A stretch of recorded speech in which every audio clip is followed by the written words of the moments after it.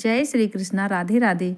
पौष मास के कृष्ण पक्ष की एकादशी को सफला एकादशी कहते हैं। इस दिन भगवान श्री हरि विष्णु के नाम का एकादशी व्रत किया जाता है।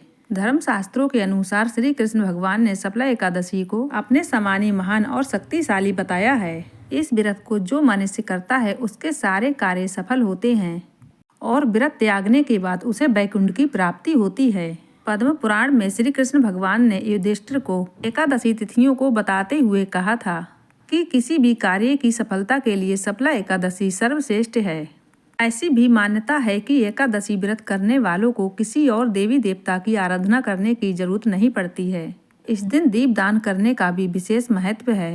भगवान विष्णु के भक्तों को इस दिन व्रत रखते हुए सच्ची निष्ठा और विश्वास के साथ श्री हरि की पूजा और आरती करना चाहिए। इस दिन व्रत करने वाले भक्तों को श्री हरि की कृपा से विष्णु लोक में स्थान प्राप्त होता है।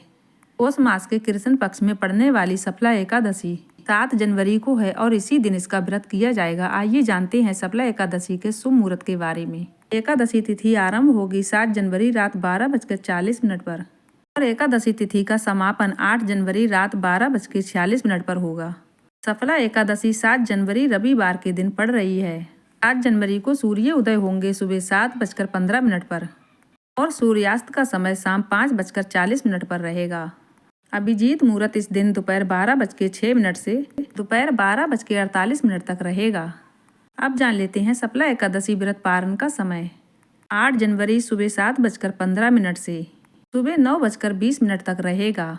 आपको इसी समय एकादशी व्रत का पारण कर लेना चाहिए। एकादशी के दिन सूर्योदय से पहले उठ जाना चाहिए। स्नान आदि से निवृत्त होकर साफ स्वच्छ पीले रंग के वस्त्र धारण करना चाहिए। फिर श्री हरि के व्रत का संकल्प करें और संकल्प करते समय कहना चाहिए, हे जगत के पालनहार भगवान विष्णु, आज मैं एकादशी का व्रत रख रही हूँ। मेरा ये व्रत सफल हो ऐसी कृपा मुझ पर बनाए रखें। इसके बाद भगवान विष्णु की मूर्ति या फोटो को ओम नमो भगवते वासुदेवाय उच्चारण करते हुए उनको स्नान कराएं। स्नान करवाने के बाद पीले रंग के वस्त्र धारण करवाएं। चंदन, जनेऊ, पुष्प, धूप, दीप, नैवेद्य, तुलसी दल, तू फल अर्पित करें। इसके बाद कथा को पढ़ें या सुनें। अंत में श्री हरि विष्णु भगवान माता लक्ष्मी की आरती उतारें।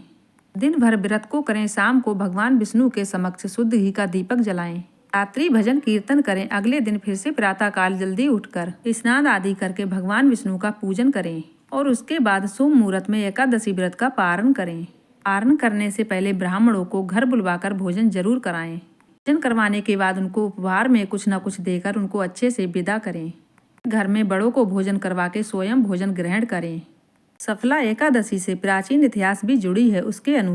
जिसके अनुसार प्राचीन काल में चंपावती नगरी में महेशमान नामक राजा राज करता था। उसके 4 पुत्र थे। बड़े पुत्र का नाम लूपक था। वह महापापी व्यक्ति था। सदा स्त्री और वेश्याओं पर पैसे खर्च करता था। आए दिन देवी देवताओं की निंदा करता रहता था। उसकी गलत हरकतें बढ़ने लगीं तब राजा ने उसे अपने राज्य से निकाल दिया। फिर वो जंगलों में पशु पक्षियों का मांस और फल इत्यादि खाकर अपना जीवन व्यतीत करने लगा। रात में वह एक पीपल के पेड़ के नीचे सोया हुआ था। पौष मास के कृष्ण पक्ष की 10वीं तिथि के दिन वह किड़किड़ाती ठंड के कारण अड़मुचित सा हो गया था। अगले दिन सफला एकादशी थी।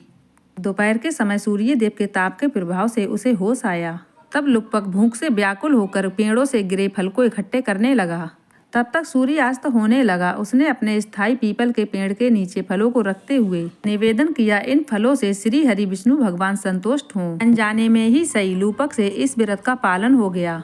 इस व्रत के प्रभाव से लूपक को फिर से अपना राज्य प्राप्त हो गया। उम्मीद है आज की जानकारी आपको जरूर पसंद आई होगी। पसंद आई हो तो वीडियो को लाइक करके चैनल को सब्सक्राइब जरूर कर दीजिएगा।